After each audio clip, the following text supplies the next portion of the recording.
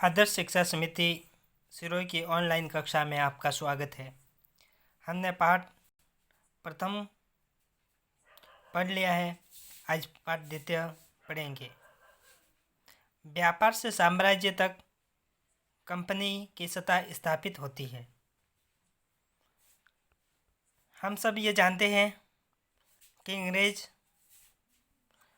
भारत में व्यापार करने की दृष्टि से आए थे। उनका भारत में साम्राज्य स्थापित करना कभी भी उनका उद्देश्य नहीं था। मुगल बादशाह में औरंगजेब आखिर शक्तिशाली बादशाह थे। उन्होंने वर्तमान भारत के एक बहुत बड़े हिस्से पर नियंत्रण स्थापित कर लिया था। 1707 में उनकी मृत्यु के बाद सारे मुगल सूबेदार, बड़े बड़े जमींदार अपनी ताकत दिखाने लगे। अपने क्षेत्रीय रियासतें कायम कर ली थी। जैसे विभिन्न भागों में ताकतवर क्षेत्रीय रियासतें सामने आने लगी, दिल्ली अधिक दिनों तक प्रभावी केंद्र के रूप में नहीं रह सकी। मुगल बादशाह औरंगजेब की मौत के बाद में जो मुगल सूबेदार थे, जमींदार थे, उन्होंने अपने क्षेत्र में अपने सव्य की रियासतें, अपने सव्य का राज्य स्थापित कर लिया था और दिल्ली का क्षेत्र अब इतना प्रभावी नहीं रहा था।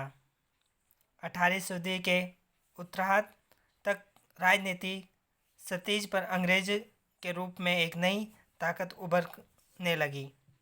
क्या आप जानते हैं, अंग्रेज पहले एक छोटी सी व्यापारी कंपनी के रूप में भारत आए थे। यहाँ के इलाके पर कब्जे में उनकी ज़्यादा दिलचस्पी नहीं थी। तो फिर ऐसा कैसे हुआ? एक दिन वे इस विशाल साम्राज्य के स्वामी बन बैठे। इस अध्याय में हम यह सब पढ़ेंगे। आप जो यह चित्र देख रहे हैं,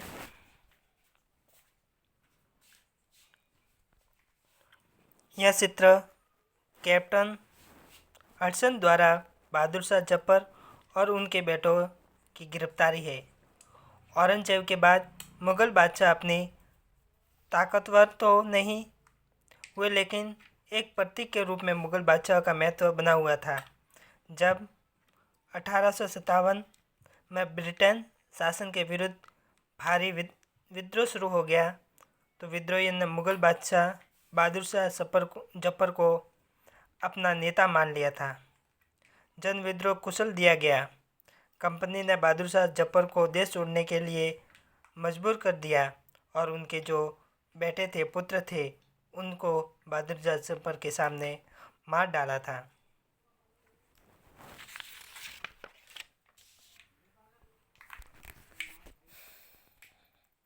पूर्व में ईस्ट इंडिया कंपनी का आना। मानचित्र 2। 18वीं सदी में भारत तक आने वाले रास्ते हैं। ब्रिटेन, आइसलैंड, वहाँ से सेंट हेलेना, दक्षिण अफ्रीका के नीचे होके केप ऑफ गुड होप से होके मुंबई, मद्रास और भारत तक आते थे।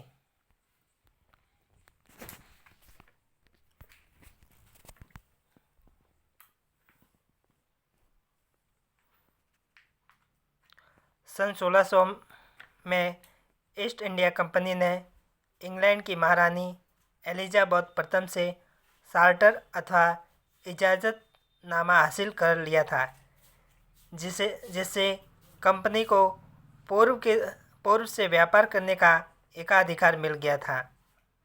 पूर्व वाले जितने इंग्लैंड के से पूर्व वाले देश थे, उन्होंने वहाँ पे व्यापार करने के लिए इंग्लैंड की महारानी एलिजाबेथ से इजाज़तनामा ले लिया था, वहाँ से स्वीकृति हासिल कर ली थी कि ईस्ट इंडिया कंपनी के अलावा कोई भी इंग्लैंड की दूसरी कंपनी पूर्व के देशों में व्यापार नहीं कर सकती।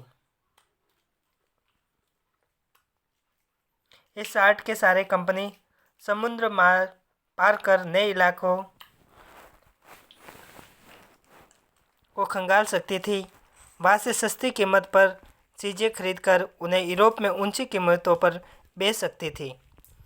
कंपनी को दूसरी अंग्रेजी व्यापारी कंपनियों से प्रतिस्पर्धा का कोई भय नहीं था।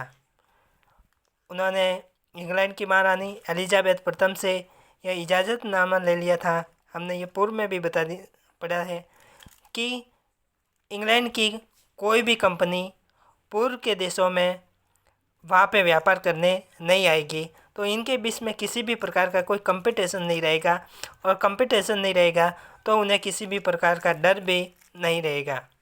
उस ज़माने में वाणिज्यिक कंपनी मोटे तौर पर प्रतिस्पर्धा से बचकर ही मुनाफा कमा सकती थी। 1600 ईस्वी में कोई भी व्यापारी या वाणिज्यिक कंपनियां मोटे तौर पर प्रतिस्पर्धा से बचकर बड़ा मुनाफा कमा सकती थी। अगर किसी भी क्षेत्र पर किसी एक का अधिकार होता है तो वहाँ पे हर प्रकार की सुविधा उसके अनुसार ही मिलती है। इसी प्रकार व्यापार में भी वही होता है कि किसी क्षेत्र पर अगर कोई एक व्यक्ति व्यापार करता है, उसके कंपटीशन में, उसके प्रतिस्पर्धा में कोई दूसरा नहीं होता, तो वह अधिक मुनाफा कमाता है और अपनी मनमानी भी करता है। अगर कोई प्रतिस्पर्धा न हो तो तभी वे सस्ती चीज़ें खरीद कर उन्हें ज़्यादा कीमत पर भी बेच सकते थे। लेकिन यह सही दस्तावेज पूरी दूसरी यूरोपीय ताकतों को पूर्व के बाज़ारों में आने से नहीं रोक सकती थी। जो एलिजाबेथ द्वारा दस्तावेज दिए गए थे, इजाज़तनामा दिए गए थे, वह सिर्फ इंग्लैंड की कंपनियों के थे। अन्य कोई यूरोप के देश थे, उनके लिए ऐसा नहीं था। जब इंग्लैंड के जहाज अफ्रीका के पश्चिम तट को छूते हुए केप ऑफ गुड होप का चक्कर लगाकर हिंद महासागर पार करते, तब पुर्तगाली थे जो सर्वप्रथम भारत में आए थे। भारत के पश्चिमी तट पर अपनी उपस्थिति दराज करवा दी थी। पुर्तगालियों ने आकर अपना साम्राज्य गोवा में स्थापित कर लिया था, या अपना ठिकाना बना लिया था गोवा को। पुर्तगाल के खोजी यात्री वास्को द गामा, जिसे हम वास्को डी गामा भी कहते हैं, 1498 में पहली बार भारत तक पहुंचने में के इस समुद्री मार्ग का पता लगाया था। 17वीं शताब्दी की शुरुआत तक डच में हिंद महासागर में व्यापार की संभावनाएं तलाशने लगे थे। कुछ समय बाद फ्रांसीसी व्यापार भी सामने आ गए थे। इस प्रकार से भारत में कई यूरोपीय ताकतें जो व्यापार करने की दृष्टि से भारत में आ गए थे। समस्या यह थी कि सारी कंपनियां एक जैसी चीज़ें खरीदना चाहती थी। यूरोप के बाज़ार में भारत के बने हुए बारीक सूती कपड़े, रेशम की ज़बरदस्त मांग थी। यूरोप के जो देश थे वहाँ पे भारत की जो बनी हुई बारीक सूती कपड़े और रेशम की वहाँ ज़बरदस्त मांग थी। इसके अलावा वहाँ भारतीय मसाले होते हैं, जैसे काली मिर्च, लौंग, इलायची, दालचीनी की भी ज़बरदस्त या बढ़िया मांग थी। यूरोपीय कंपनियों के बीच बढ़ती प्रतिस्पर्धा से भारतीय बाज़ारों में इन चीज़ों की कीमत भी बढ़ने लगी थी। उनसे मिलने वाला मुनाफा अब गिरने लगा था। अब इन व्यापारी कंपनियों के फलने फूलने का यही एक रास्ता था कि वे अपनी प्रतिस्पर्धी कंपनी को ख़त्म कर दे।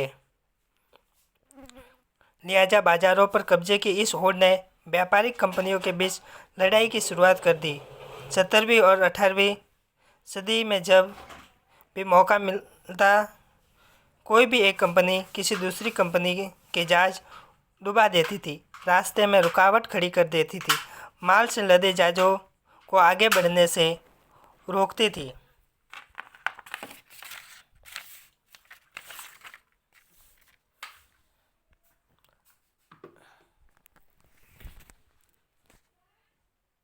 बढ़ने से रोक देती थी।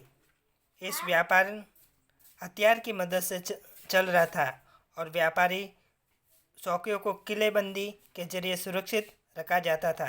अपनी बस्ती को किलेबंद करने और व्यापार में मुनाफा कमाने की इन कोशिशों के कारण स्थानीय शासकों से भी टकराव होने लगा था।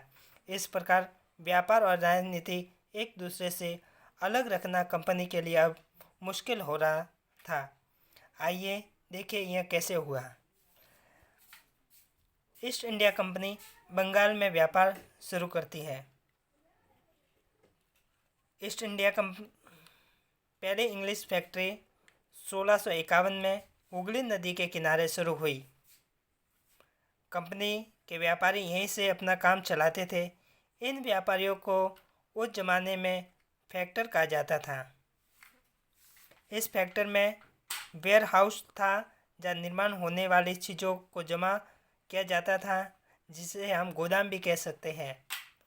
वहाँ पर उसके दफ्तर थे जिन कंपनियों के अफसर बैठते थे। जैसे जैसे व्यापार फैला, कंपनी ने सौदागारों और व्यापारियों को फैक्ट्री के आसपास आकर बसने के लिए प्रेरित किया। 1696 तक कंपनी ने इस आबादी के चारों तरफ एक किला बनाना शुरू कर दिया था, दीवार से बनाना शुरू कर दिया था। 2 साल बाद उसने मुग़ल अफसरों को रिश्वत देकर 3 गांवों की जमींदारी भी खरीद ली। अंग्रेज़ों ने उस समय जहाँ मुग़ल अफसर थे उनको रिश्वत देकर, घूस देकर 3 गांवों की ज़मीन भी खरीद ली थी। इनमें से एक गांव कालिकाता था जो बाद में कलकत्ता बना। अब इसे हम कोलकाता भी कहते हैं। कंपनी ने मुग़ल साम्राज्य औरंगजेब को इस बात के लिए भी तैयार कर लिया था कि कंपनी को बिना शुल्क चुकाए व्यापार करने का फरमान जारी कर दे। कंपनी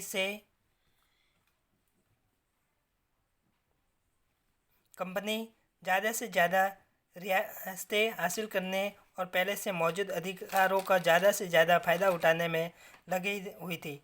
उदाहरण के लिए औरंगजेब के फरमान से केवल कंपनी को शुल्क मुक्त व्यापार का अधिकार मिला था। कंपनी के जो अफसर निजी तौर पर व्यापार चलाते थे उन्हें यह छूट नहीं थी, लेकिन उन्होंने भी शुल्क चुकाने से इनकार कर दिया था। इससे बंगाल में राजस्व वसूली बहुत कम हो गई। ऐसे में भला बंगाल के नवाब मुर्शिद कुली खान ने विरोध क्यों न करते। एक शब्द आया है फरमान, एक शाही आदेश।